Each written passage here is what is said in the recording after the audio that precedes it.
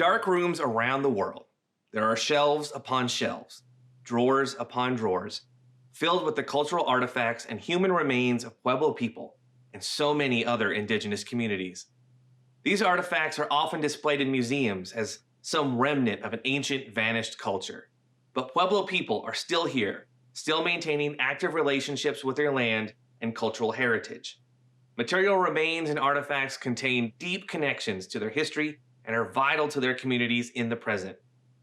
In an increasingly global world, as our identities and experiences grow ever more interconnected, it can be easy to forget the diversity and complexity of the cultural webs that unite us all with our ancestors.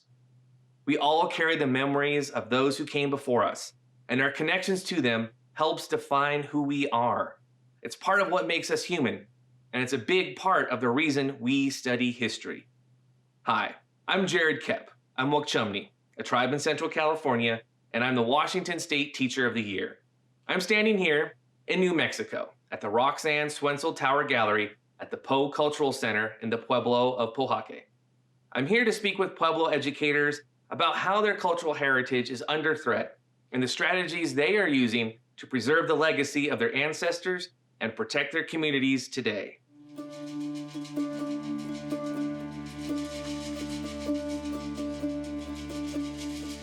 What's it meant to you to sort of reclaim our stories from anthropologists, to reclaim those stories from archaeologists, and start to tell the stories in the ways that are meaningful to us and honor the history and story of our ancestors? Yeah, I think part of the struggle that I've had has really been dealing with the terminology that has been used really to objectify us. From a Pueblo perspective, our responsibility to these places that are seen as quote unquote ruins that have been abandoned, that terminology doesn't allow for that living space, in that we don't see these things simply of the past that we no longer have a responsibility to. How Pueblo people see these places is that we are descendants of, we are stewards of. And it's the reason why, as Acoma Pueblo, but also as a collective of Pueblos, that they have worked together so diligently to protect those cultural resources that are so dear to us, because that's our narrative. Mm-hmm. Our history, unlike Western history, where you can pull the books from the library or the bookshelf and take a chapter of that history, our history isn't written that way. It's not written at all. We don't have a written language. We don't have an alphabet. All of our history here at Acoma is held in that collective oral narrative. And so what we say as Acoma people, and in the field that I work in, is that when those chapters, such as these sites or places on the land, are destroyed by development, then we lose those pages of the history book. We are unable to take our children back to see those places. We are unable to regenerate those things that become destroyed, or when things are held in collection, these traditional cultural resources that were formed by our ancestors' hands, whether they're pottery or obsidian points, these things that are referred to as artifacts, and they're objectified when we use that term. But really, these are the keepsakes. These are the things that contain memory and story and power. Every time I see, whether it's in fragment or in whole, a piece of pottery that was taken from or excavated from these sites, as archaeologists have done, and housed now in curation in an institution that has rows upon rows of sliding drawers and shelves. Mm-hmm. And I can look inside the interior of the bowl and see fingerprints, the impression of handprints on that bowl. I think about, who was that grandmother Who was that mother, that aunt, that relative that formed this pot? What was her prayer? What was her song that she did as she formed wet clay into that form of a jar, of a bowl? What was her prayer and her thought at the time when she decided to paint that bowl?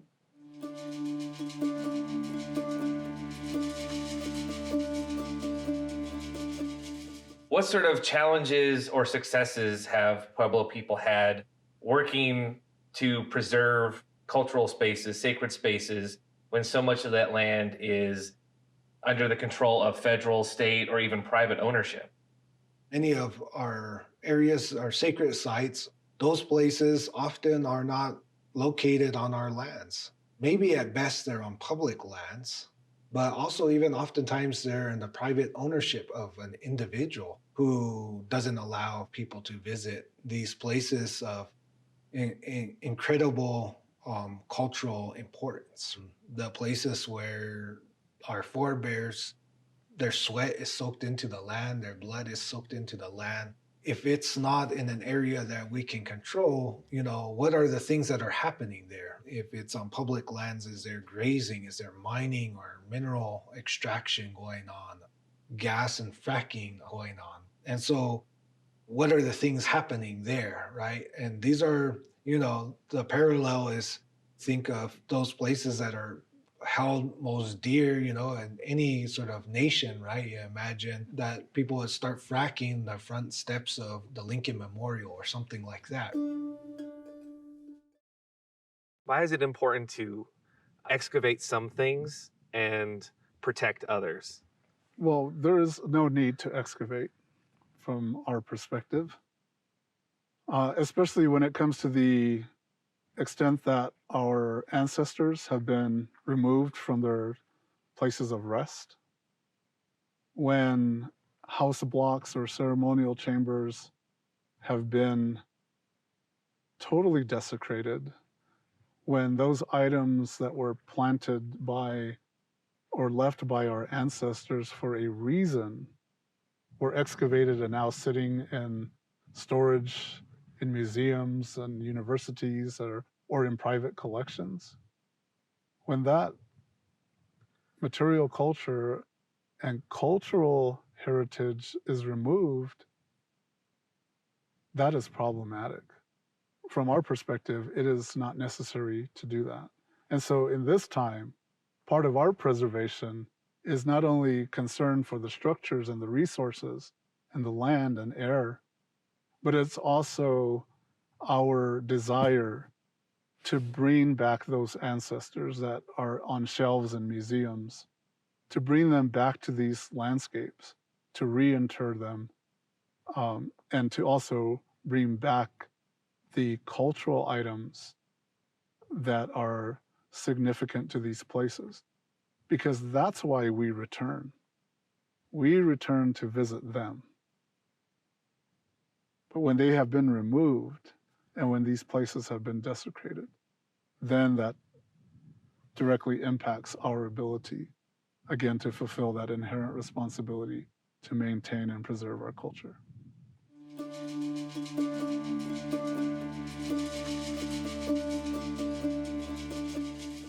Could you explain a little bit for people who may not understand why we spend so much effort returning our cultural objects and artifacts, how we're trying to return these ancestors back home?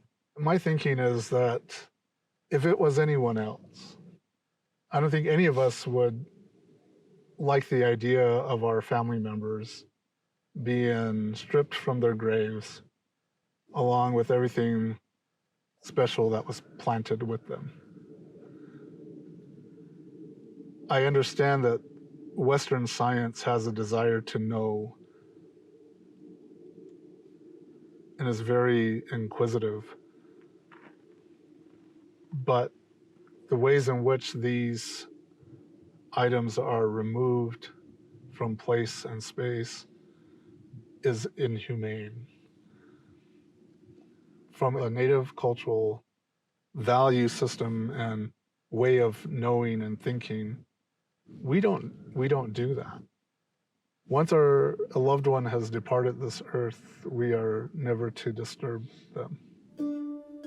What has been some of the work that the Pueblos have been engaging in to reclaim their history and bring their ancestors home? Yeah, so the exhibit, the place where we're standing right now, contains many pieces of pottery that originated from not just this Pueblo, but also surrounding Pueblo communities, and that they've come home, right? That they've been brought home through the efforts of this Pueblo at Pewaukee. The human remains are excavated.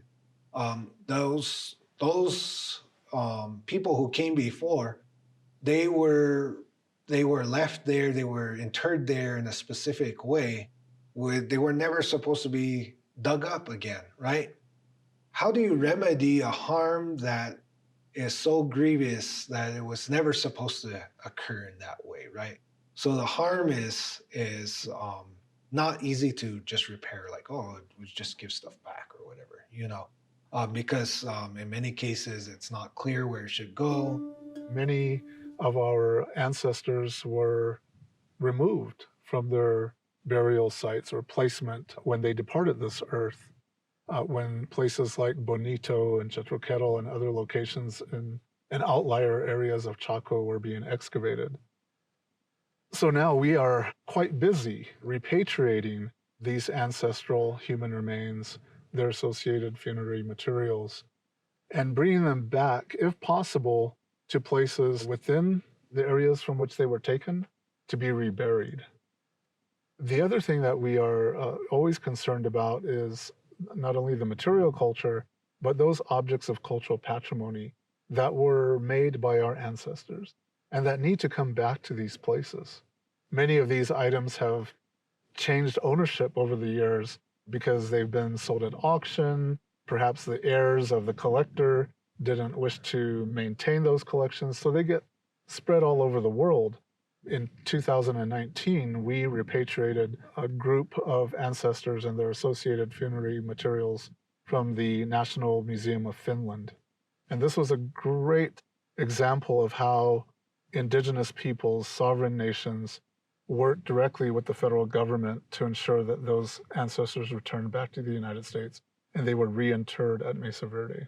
We also were successful at repatriating a ceremonial shield that was on the auction block at the Yves Auction House in Paris, France. So that was a voluntary return. And collectors are now looking at that option of voluntarily returning these significant items back to tribes.